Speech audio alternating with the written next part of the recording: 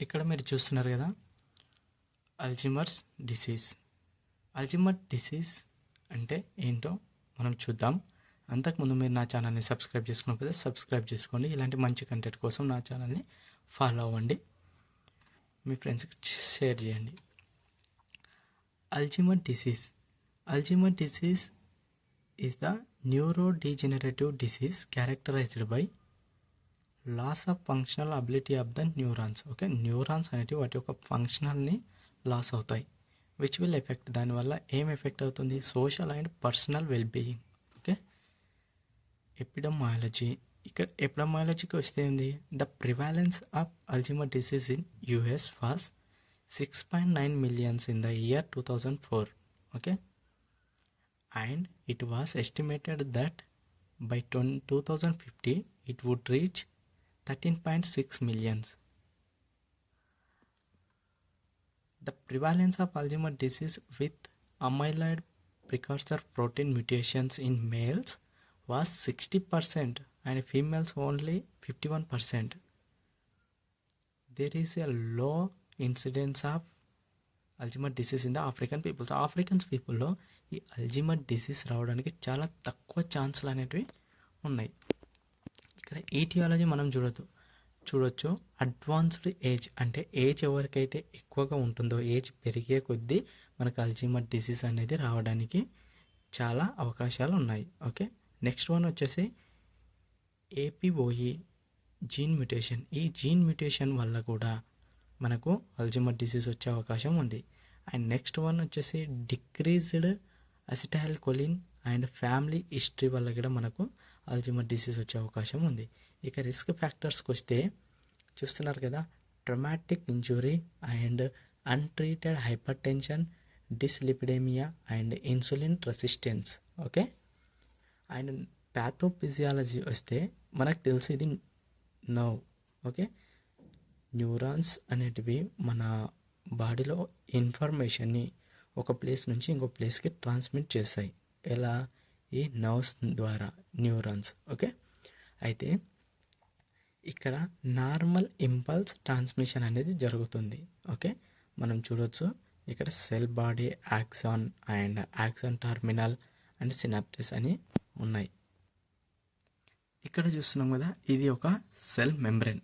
Okay, cell మెంబ్రెన్లో ఈ పార్ట్ని మనము అమైలేజ్ ప్రికర్సర్ ప్రోటీన్ అని అంటాం. ఓకే, దీని నుంచి ఈ మెంబ్రెన్లో మనకు ఆల్ఫా సిక్రిటేస్ అండ్ గామా సిక్రిటేస్ అనేటివి ఈ అమైలేజ్ ప్రికర్సర్ ప్రోటీన్ని డిజాల్వ్ చేస్తాయి. కానీ బీటా సిక్రిటేస్ మాత్రము ఈ ఏపీపీని డిజాల్వ్ చేయదు. సో దానివల్ల మనకు అల్జీమర్ డిసీజ్ ఎలా వస్తుందంటే, స్టెప్ 1 ఏంటంటే, it will get stuck or deposited in the సినాప్స్లో ఈ బీటా అమైలైడ్ ప్రోటీన్ అనేది BAP అనేది వెళ్ళి స్టక్ అన్న అవుతుంది, లేదంటే అక్కడ డిపాజిట్ అవుతుంది. ఎక్కడ? సినాప్స్లో. దానివల్ల ఏమవుతుంది? Obstruction to the impulse transmission. Impulse అనేవి ట్రాన్స్మిషన్ కాదు. ఓకే, దానివల్ల loss of functional ability of the neurons అనేటివి వాటి యొక్క ఫంక్షనల్ని లాస్ అవుతాయి. దానివల్ల మనకు ఏమవుతుంది? అల్జీమర్ డిసీజ్ అనేది రావడానికి ఛాన్స్ ఉంది. ఇక నెక్స్ట్ సెకండ్ స్టెప్కి వస్తే, మన బాడీలో ఏదైతే ఇమ్యూన్ సిస్టమ్ ఉందో ఆ ఇమ్యూన్ సిస్టమ్ అనేది బీటా అమైలైడ్ ప్రోటీన్ని ఎలా రికగ్నైజ్ చేస్తుందంటే ఫారెన్ మెటీరియల్గా రికగ్నైజ్ చేస్తుంది.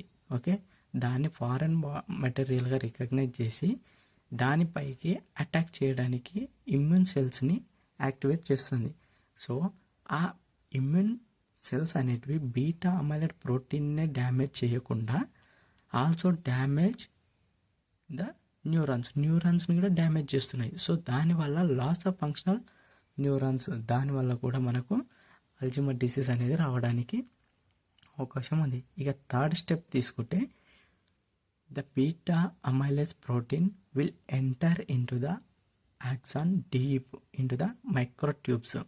ఓకే, డీప్గా ఈ బీటా అమైలైడ్ ప్రోటీన్ అనేది యాక్సాన్లోకి డీప్గా వెళ్తుంది. వెళ్ళి అక్కడ యాక్టివేట్ అవుతుంది, యాక్టివేట్ కైనేస్ని చేస్తుంది. దానివల్ల డ్యామేజ్ టు ద ఫంక్షనల్ న్యూరాన్స్ని డ్యామేజ్ చేస్తుంది. దానివల్ల అల్జీమర్ డిసీజ్ రావడానికి అవకాశం ఉంది.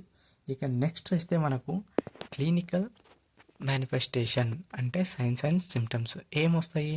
లాస్ ఆఫ్ మెమొరీ వస్తుంది మనకి. అండ్ నెక్స్ట్ది ఏమొస్తుంది? Loss of thinking capacity or capability, irritation వస్తుంది, ఎజిటేషన్ వస్తుంది, decreased socialized capability, okay, hallucination, ఉన్నది లేదు లేనిది ఉన్నట్టుగా అజ్యూమ్ చేసుకుంటాం, డెల్యూషన్స్ వస్తాయి, okay, loss of control or decrease bowel or bladder movement. ఇక దీనికి డయాగ్నోసిస్ ఏం చేయాలంటే సిబిపి అంటే complete blood picture and hepatic enzymes చేస్తాం and CT or MRI of the brain చేస్తాం, లంబార్ పంక్చర్ అనేది చేస్తాం. ట్రీట్మెంట్ విషయానికి వస్తే ఇక కొలినెస్టరేజ్ ఇన్హిబిటార్స్, ఓకే, రివాస్టిగ్మైన్ అండ్ డోనెపెజిల్, ఈ డ్రగ్స్ అయితే మనం తీసుకుంటాం. అండ్ నెక్స్ట్ క్లాస్ వచ్చేసి బిఅమైలాయిడ్ ప్రోటీన్ ఇన్హిబిటార్స్ లేక అనే డ్రగ్స్ని మనం తీసుకుంటాం. ఇది అల్జీమర్స్ డిసీజ్.